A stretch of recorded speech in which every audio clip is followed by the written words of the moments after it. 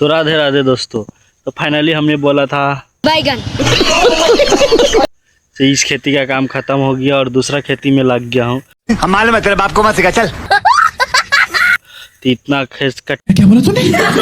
कटा गया है और इतना बाकी है थोड़ा सा। और ये सब मेरा फादर पिता अबे जल्दी बोल, कल सुबह पनवेल निकलना। माता पिता काटा ये सब और एक पा हमने लगाया, ये देखो। अच्छा, हमको सिखा रिया है। और ये रहा, आधार काटना बाकी है। तो कैसा लगा और ऐसा ही दिखाता रहूँगा। एक कमेंट करके जाइए, जय किसान लिखिए कमेंट में। राधे राधे।